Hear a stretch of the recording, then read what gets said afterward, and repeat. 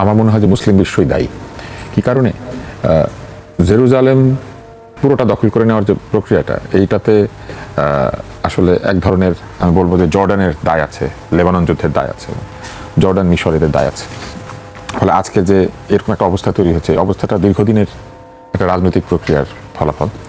Al Aqsa মসজিদ যেখানে, সেটা আবার টেম্পল মাউন্ট ওই একই জায়গাতে, এবং ওইখানে আবার ইহুদিদের একটা পবিত্র দেয়াল আছে যেটাকে তারা ওয়েলিং ওয়াল বলে, ওটাকে ধরে তারা কাঁদে, ওটার মধ্যে আবার চিঠি গুজে দেয়, মানে প্রার্থনা গুজে দেয়, এরকম ব্যাপার স্যাপার আছে। মানে ইহুদি আর মুসলিম, ওইটা আসলে তিনটি ধর্মের কাছেই গুরুত্বপূর্ণ একটি স্থান, ওই টেম্পল মাউন্ট এবং আল-আকসা মস্ক। এর কারণ হচ্ছে এব্রাহামিক যে ফেইথ, অর্থাৎ ইব্রাহিম আলাইহিস সালামের যে প্রচারিত ধর্ম এবং তার যে বংশধরদের মধ্যে প্রচারিত ধর্ম, সেই তিনটা ধর্ম হচ্ছে একটা ইহুদি ধর্ম, একটা ক্রিশ্চিয়ানিটি, আরেকটা হচ্ছে ইসলাম, প্রধান তিনটি ধর্ম। তো এই যে তিনটি ধর্মের মানুষের কাছে ওই জায়গাটা খুবই গুরুত্বপূর্ণ। ফলে এটা আসলে একটা আন্তর্জাতিক আইন দ্বারা পরিচালিত হওয়া উচিত ছিল, যেমন জাতিসংঘ, যেমন ভ্যাটিকান। কেউ তো মানছে না, আইন তো আছে, যেমন ভ্যাটিকান, তাই না? ভ্যাটিকানে আপনি কিন্তু জানেন যে এটা একদম রোমের মাঝখানে, কিন্তু ভ্যাটিকান একটা আলাদা রাষ্ট্র, ভ্যাটিকানের উপর রোমের কর্তৃত্ব নাই। আপনি ভ্যাটিকানে যেতে পারবেন, ভ্যাটিকানে ঢুকতে আপনাকে কেউ বাধা দিবে না, এরকম ব্যাপার আছে।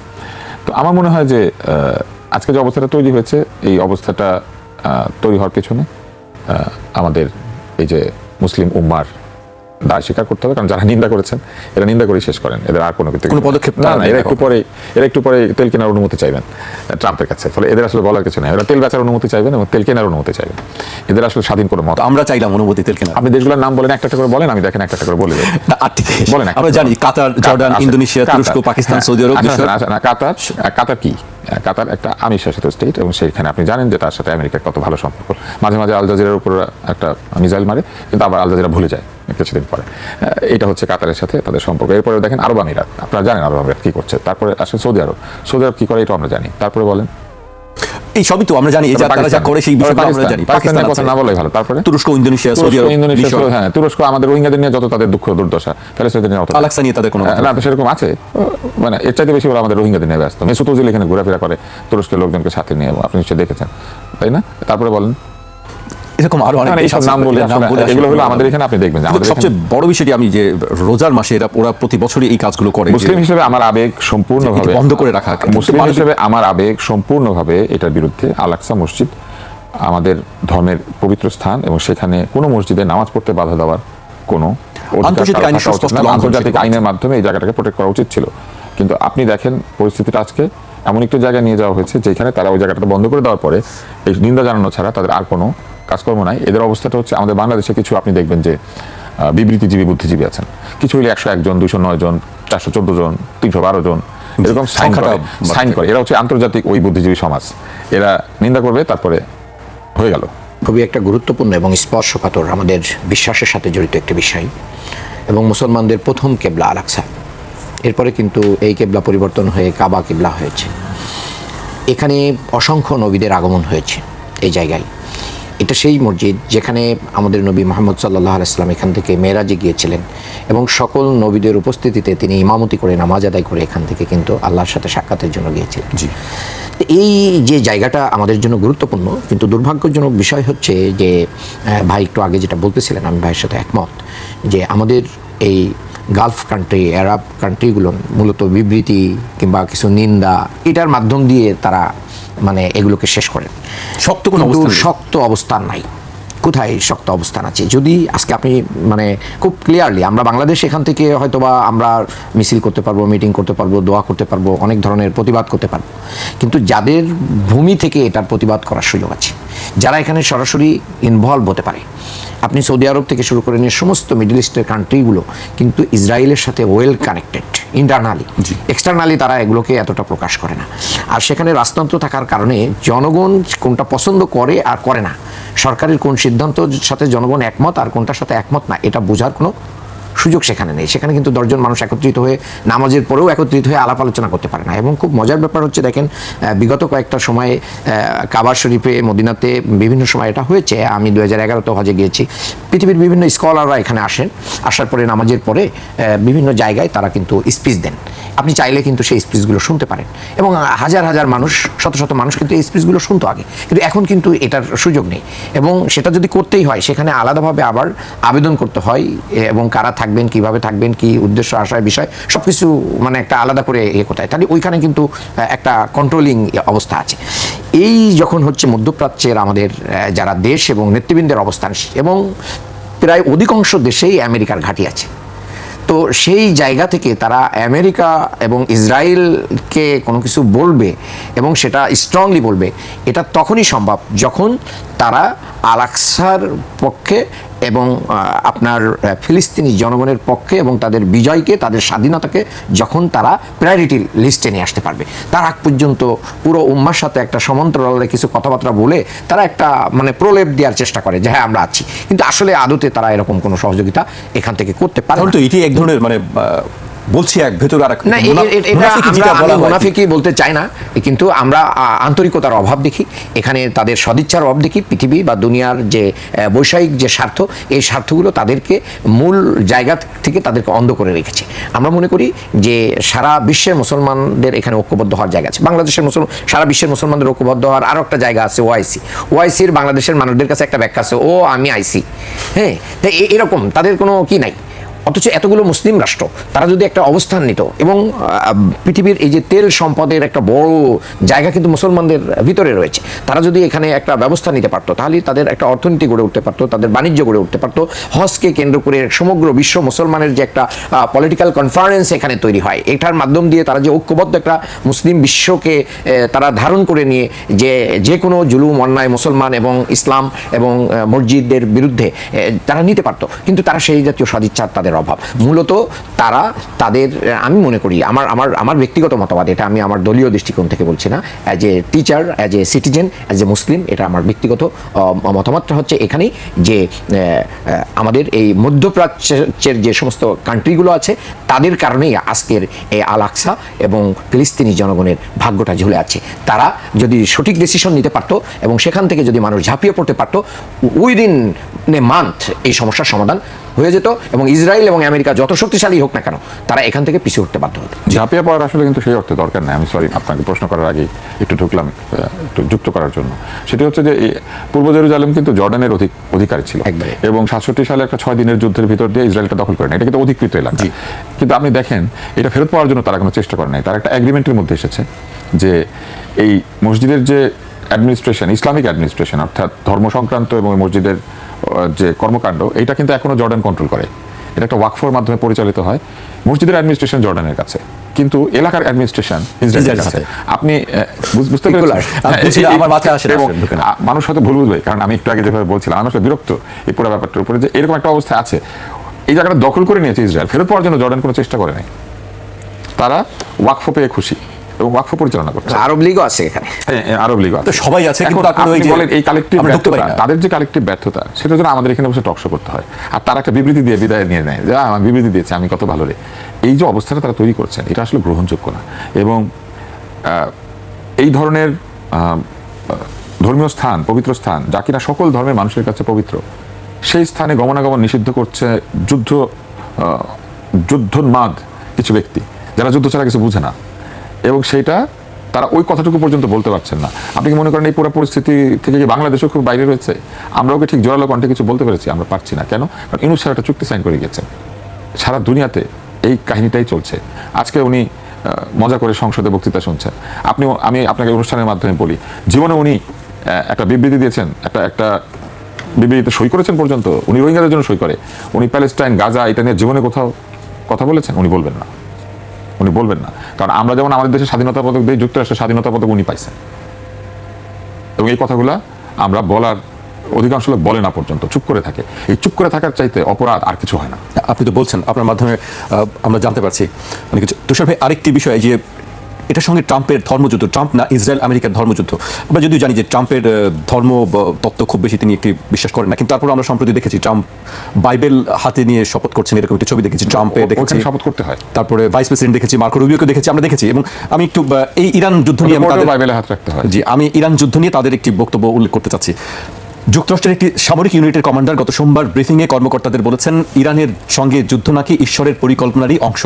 তার মতে প্রেসিডেন্ট ডোনাল্ড ট্রাম্পকে যিশু বেছে নিয়েছেন ইরানে সেই আগুন জ্বালানোর জন্য যেখান থেকে আর্মাগেডনের শুরু হবে। এটা কে বলেছে? এটা হচ্ছে যারা ইরানে যুদ্ধ করছে তাদের এক সামরিক কমান্ডার, তার সোলজারদেরকে তিনি এটা ব্রিফ করছেন, মানে ধর্ম যুদ্ধ দিয়ে তাদেরকে উদ্বুদ্ধ করার চেষ্টা করা হচ্ছে।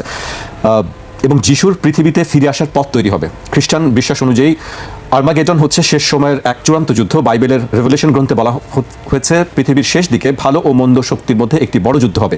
এই যুদ্ধকে আর্মাগেডন বলা হয়। অনেকের বিশ্বাস এই যুদ্ধের পর যিশু ফিরে আসবেন এবং পৃথিবীতে নতুন শান্তির যুগ শুরু হবে। এবং সেই বিষয়টি নাকি বলা হচ্ছে যে ট্রাম্পের মাধ্যমে নাকি এটি শুরু হবে, এটি তাদেরকে বোঝানো হচ্ছে।